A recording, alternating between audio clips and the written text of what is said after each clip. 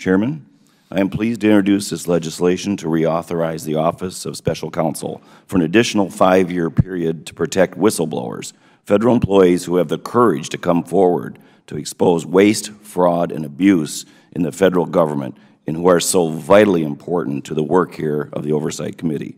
The Office of Special Counsel performs a variety of important responsibilities. The main one is preventing retaliation against whistleblowers from executive branch agencies. Once again, this is vitally important to the work we perform here in this committee. I am proud of the support of this bipartisan bill has received from the whistleblower community and from those who care deeply about this committee's efforts to perform effective oversight in our federal government. Since the last authorization expired in 2007, there are a number of necessary reforms for special counsel as the role of the office continues to grow and evolve. By enacting this legislation, we can ensure the Office of Special Counsel will have the access to federal agency records that are absolutely necessary to perform their duty of protecting federal employees who have had the courage to speak up about malpractice, mismanagement, and fraud in our federal government. I think we can all agree how unfortunate it is that some of our executive agencies continue to stonewall the Office of Special Counsel in order to prevent them from investigating retaliatory actions against whistleblowers, even going so far as to invoke executive privilege when dealing with the OSC. Common sense tells us this is an unacceptable behavior.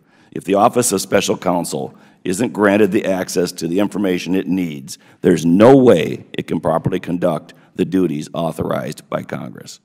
This bill also takes important steps to increase the efficiency and the effectiveness of the Office of Special Counsel, such as allowing OSC to use a simplified process to reduce duplicative complaints to better focus their limited resource on allegations and investigations, and instituting a common-sense 3-year statute of limitations, after which document recovery and witness recollections can be difficult to obtain.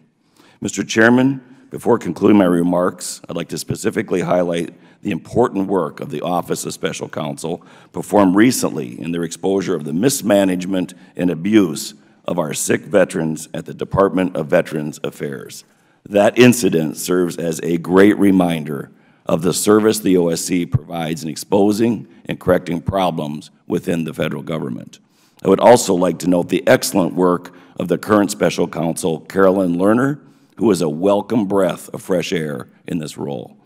Mr. Chairman, the Office of Special Counsel has an important role to play in protecting the whistleblowers who play a critical role in rooting out waste, fraud, and abuse in our federal government.